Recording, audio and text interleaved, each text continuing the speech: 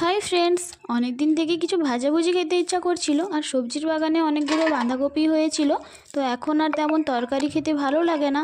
তাই মাকে বললাম, মা বাঁধাকপির পাকোড়া বানাই। তো মা বললো বানিয়ে ফেল।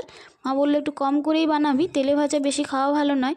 তো তাই প্রথমে আমি একটা বাঁধাকপি তুলে ওটা অর্ধেকটা কুচি করে নিয়েছি।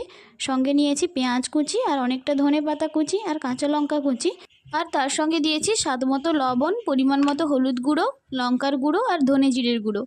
আর তারপরই জানো তো একটা ঝামেলা হয়ে গেছে। সব কিছু করার পরে দেখি যে বেসন নেই, তারপর দেখি কর্নফ্লাওয়ার আছে, কিন্তু যতটা পরিমাণ সবজি কর্নফ্লাওয়ারও কম হয়ে যাবে।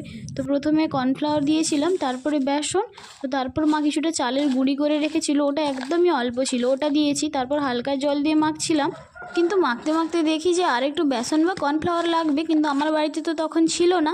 তাই তখন ভাবলাম যে আটাই দিয়ে দিই। তো আটা দিয়ে ভালোভাবে আমি মেখেছিলাম। তো কখনও আটা দেইনি আগে, এভাবে মাখিনি। তো আমার ভয়ও লাগছিল যদি খারাপ হয়ে যায় মা আবার বকবে, কিন্তু সত্যি খারাপ হয়নি। তোমরাও ট্রাই করতে পারো। তো তারপর গ্যাস জ্বালিয়ে কড়া বসিয়ে দিলাম আর তাতে সাদা তেল দিয়ে দিলাম কিছুক্ষণ গরম হওয়ার জন্য।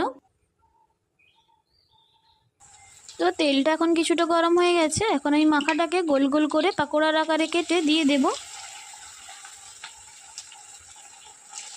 তো তারপর গ্যাসের ফ্লেমটাকে লো করে হালকা আঁচে পাকোড়াগুলোকে ভালোভাবে ভাজতে হবে, যাতে ভেতরটাও সুন্দরভাবে ভাজা হয়ে যায়।